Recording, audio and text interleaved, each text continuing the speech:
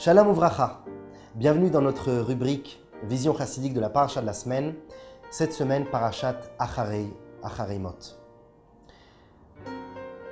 Eh bien, comme nous l'avons vu dans les parachutes précédentes, il se passa un fait tragique dans la famille de Moïse et de Aaron, son frère, en particulier pour Aaron.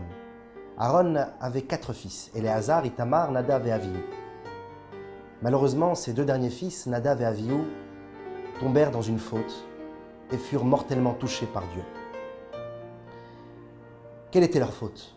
Alors, nos sages nous disent qu'il y a à peu près 7 raisons, il y en a sûrement d'autres, mais les 7 raisons essentielles de leur mort sont les suivantes. Première raison, ils ont eu l'audace de dire une halakha, d'enseigner une loi devant Moïse, alors qu'ils n'en avaient pas la permission. En quelque sorte, ils ont manqué de respect à leur mentor, à celui qui a justement la capacité d'enseigner. À l'époque, c'était seulement Moïse. Deuxième faute, ils ont approché un feu étranger sur l'autel d'or qui se trouvait dans le parvis.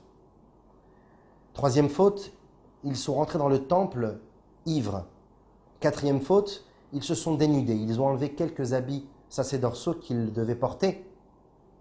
Cinquième faute, ils sont rentrés dans le Saint des Saints, alors qu'ils n'en avaient pas bien sûr la permission. Lifnaï velifnim, à l'intérieur de l'intérieur. Ils n'avaient pas de femme, n'étaient pas mariés, ils n'avaient pas d'enfants. Alors un autre avis nous dira que les enfants feront référence ici aux élèves. Ils n'avaient pas cet état d'esprit de communiquer et de transmettre pour les générations suivantes. 7 raisons. Mais que s'est-il passé exactement? Au bout du 7e jour de Milouim, les 7 jours d'inauguration du tabernacle, eh bien, cela faisait donc 7 jours que le peuple juif attendait que Dieu se présente en quelque sorte, enfin, et attire son énergie divine sur le temple. Mais cela ne se passa seulement que le 8e jour, Bayom Hashmini, le jour de l'inauguration d'Aaron et de ses fils. Et il y eut une grande joie dans le temple. Nadav et Avihu étaient encore plus joyeux, euphoriques que les autres. Et ont décidé d'entreprendre une action qui n'était pas encore ordonnée par Dieu. Et ils ont dit à Moïse, nous allons maintenant nous-mêmes rentrer dans le parvis et allumer un feu afin de brûler des encens sur le Mizbeach Hazav, l'autel d'or. Alors Moïse leur dit, mais ce n'est pas le moment. Mais ils ont décidé quand même de le faire. Ils ont justement donné cet enseignement, parlé d'une halakha devant Moïse. Ils rentrèrent dans le parvis et allumèrent un Esh Zara, un feu étranger. C'était la 2e faute. Et puisqu'ils étaient tellement heureux, ils ont commencé à boire du vin, faire les chaïm entre eux. Et ils se sont dénudés par chaleur.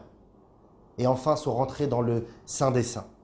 Mais leur faute qui englobait un petit peu tout cela, c'était qu'ils n'avaient pas de femme pour les maintenir, puisque la femme, c'est la maison, c'est la structure d'un homme, et ils n'avaient pas d'enfants. La transmission nous permet justement d'être un homme équilibré, puisque le fait de transmettre fait en sorte que nous devenons un exemple vivant, et à ce moment-là, nous ne pouvons plus nous permettre de faire des erreurs, puisque nous devenons un transmetteur. Dans le texte de la Torah, il est écrit « Acharei mot shene bnei Aaron » après la mort des 2 fils d'Aaron, « Bekirvatam lifnei Hashem vayamutu » lors de leur approchement devant Dieu, vayamutu, et ils sont morts. Pourquoi rajouter encore une fois vayamutu? Et ils sont décédés. On l'a déjà dit, à la suite de la mort des fils d'Aaron. Pourquoi se répéter? Et quel est le sens de lifnei Hashem, devant Dieu? Bekirvatam el Hashem, lorsqu'ils se sont rapprochés vers Dieu. Pourquoi devant Dieu? Alors, à la lumière de ce que nous avons dit précédemment, cela est clair. Nombreux sont ceux et celles qui pensent que Nadav et Avihu sont tombés dans la faute par dérision, par manque de sainteté et de grandeur. Mais cela est une erreur. Moïse lui-même, au moment de la consolation qu'il donne à son frère Aaron, après la mort de ses fils, il lui dit « Ro'eani, shegdolim mimeni mimcha » je vois maintenant à présent qu'ils sont plus élevés, plus grands que toi et moi réunis, Aaron.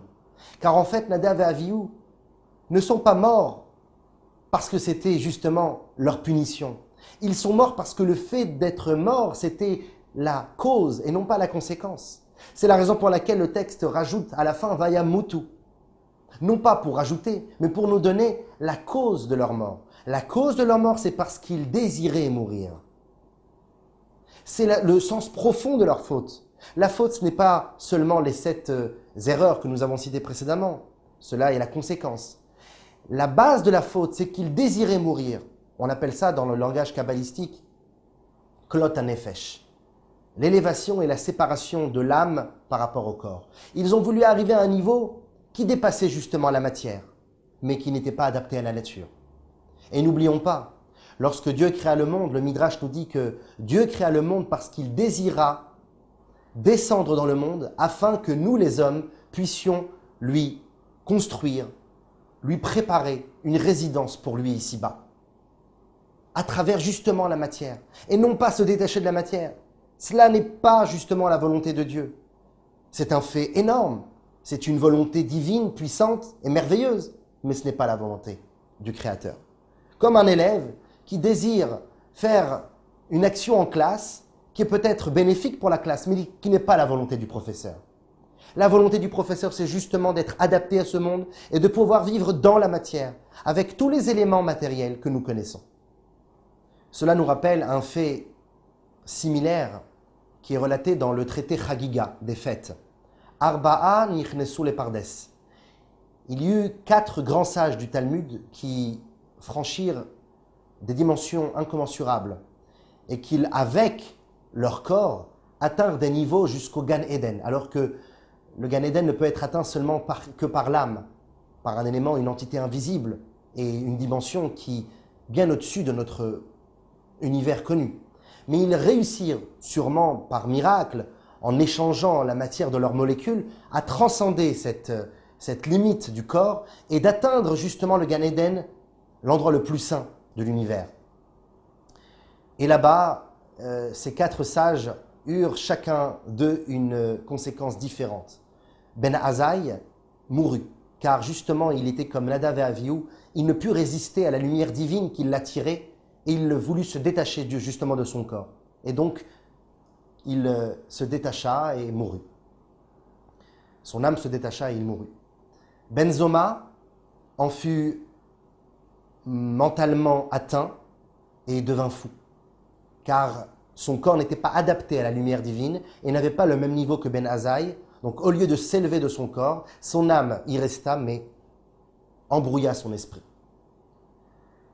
Et Acher, Isha ben Avoya,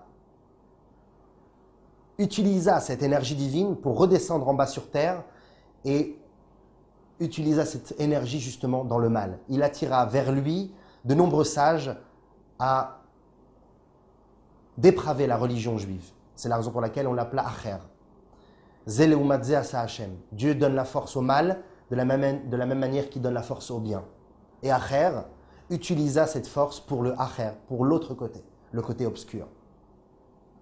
Et le dernier, Rabbi Akiva, on dit sur lui Nichnas Beshalom, il est rentré en paix dans ce Gan Eden, Veyatsa Beshalom, et il est sorti en paix. Pourquoi ?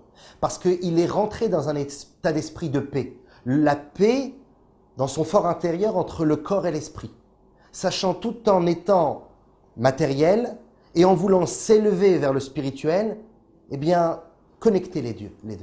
C'était le but, de pouvoir faire la paix entre les deux. C'était justement la volonté de Dieu. Et c'est la raison pour laquelle Yatsa Beshalom, il est sorti en paix.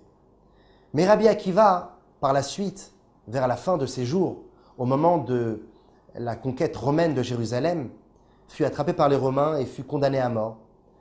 Et chaque jour, Aya Mitztaer, nous dit le traité Berachot, il était désolé chaque jour de ne pas pouvoir mourir pour Dieu. Il disait « Matai yavo ze leyadi ve'akaimenu » Quand est-ce que cette capacité de pouvoir mourir pour Dieu viendra? J'attends tant ce jour de pouvoir mourir pour la divinité. Et il existe un niveau qui dépasse celui de Avraham Avinu, de Rabbi Akiva, pardon. C'est le niveau justement de Avraham Avinu. Avraham Avinu, lorsqu'il fut jeté dans la fournaise par Nimrod, ne désira pas mourir. Son but justement, c'était de pouvoir communiquer l'état d'esprit de Dieu dans le monde entier, de faire connaître Dieu à tous les hommes, et en mourant, il ne pourra pas y arriver. Mais s'il faut mourir pour Dieu, il le fera. Mais cela n'est pas sa volonté. Sa volonté, c'est de pouvoir rester dans un monde, pratiquer tout ce qu'un homme doit faire dans ce monde, manger, dormir, relations de couple, etc. Mais d'y incorporer la Gdusha, la sainteté. Ce niveau d'Avraham Avinu, c'est justement celui que Nadav et Avihu n'ont pas réussi à atteindre. Le Michelet nous dira « Bechol derachecha deu » dans toutes tes actions, dans toutes tes voies, connais-le. À travers tes voies, à travers justement ton métabolisme humain, reconnais Akadosh Baruch Hu. Véhicule Dieu dans tes actions limitées d'hommes. Et c'est justement le but de la création du monde. Encore une fois, Nadav et Avihu ne sont pas arrivés à ce niveau. Parce qu'ils ont voulu se détourner du but divin. Ils n'ont pas accepté ce qui est dit dans Masechet Avot, le traité des Maximes des Pères, Al kochacha atachai. Tu vis par contrainte. Effectivement, ton âme a envie de se détacher du corps. Ce n'est qu'un missionnaire, ce n'est qu'un délégué ici de Dieu dans le monde. Et l'âme a envie de retourner vers le ciel. Mais al kochacha atachai, par contrainte. C'est une obligation, tel un soldat qui est obligé d'aller au front pour se battre. À présent, nous comprenons les 7 erreurs dont nous avons fait référence plus tôt de Nadav et Avihu. Ils ont parlé devant Moshe Rabbeinu. En réalité, c'était parce qu'ils pensaient que tous étaient égaux devant Dieu. L'âme divine est égale vis-à-vis de Dieu. Au niveau de l'âme, oui, effectivement. Mais cette âme incorpore un être avec un esprit, avec un corps, avec un intellect. Et justement, il y a, sauf un céder, en fin de compte, une hiérarchie et une discipline. Eux ne voulaient pas se plier à cette discipline, voulaient arriver directement au niveau de l'âme. Et au niveau de l'âme, Moshe Rabbeinu et eux-mêmes étaient au même niveau. C'est la raison pour laquelle ils parlèrent devant Moïse. À la suite, cela amena qu'ils approchèrent un feu étranger. Un feu qui fait référence à l'ardeur et l'amour profond qu'ils ont pour Dieu, mais qui était Zara. Un feu étranger. Esh Zara. Étranger à eux. Un feu qui n'était pas adapté à ce monde, qui n'était pas adapté à la volonté de Dieu. C'est bien, mais ce n'est pas ce que je demande. Et alors, ils burent, ils s'enivrèrent du vin. Shtouye yain. Le vin fait référence ici au secret, à ce qui dépasse l'intellect, à l'irrationnel, au supranaturel, au métaphysique. Et ça, c'était l'erreur également de Nadav et Avihu. Nichnas yain yatsa sod. Ils ont bu du vin, le secret est sorti, un secret qui n'était pas adapté au temple. Et ils enlevèrent leurs habits, non pas seulement pour se dénuder par chaleur, mais les habits feront référence ici à la pensée, à la parole et à l'action, tout ce qui fait partie du mécanisme humain que Dieu nous donna pour justement adapter l'âme au corps. Ils voulurent dépasser ces niveaux. Les habits feront référence aussi aux mitzvot concrètes, matérialistes. Également, donc à la matérialité de ce monde. Et ils rentrèrent dans le Saint des Saints, qui fera donc référence à la sainteté suprême et extrême de Dieu. Ils voulurent atteindre un niveau, encore une fois, qui n'était pas adapté à eux. Et tout cela parce qu'ils n'avaient pas de femme.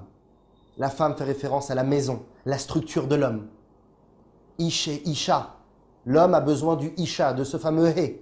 Le He, c'est le monde. Le monde, c'est la structure. Le monde, c'est l'analyse. Ce que la femme pourra amener à son homme, c'est de pouvoir structurer cette grande intelligence qu'a l'homme et l'adapter au monde, l'adapter à son foyer. Cela, il n'avait pas. Il n'avait pas cette structure. Et il ne voulait pas transmettre. La transmission, c'est de pouvoir descendre. Même si nous avons un grand niveau, atteint une stature énorme au niveau de la Torah et des mitzvot, il faut savoir descendre vers les plus bas, vers ceux qui ont besoin justement d'apprendre, vers l'enfant. Et cela aussi, il n'avait pas. Nadav et Avihu. Donc l'enseignement à tirer, chers amis, c'est qu'il y a dans la vie des moments d'élévation, comme Yom Kippour, pendant la tfila le matin, où nous devons justement arriver un petit peu à cet état d'esprit de vouloir détacher notre âme de notre corps.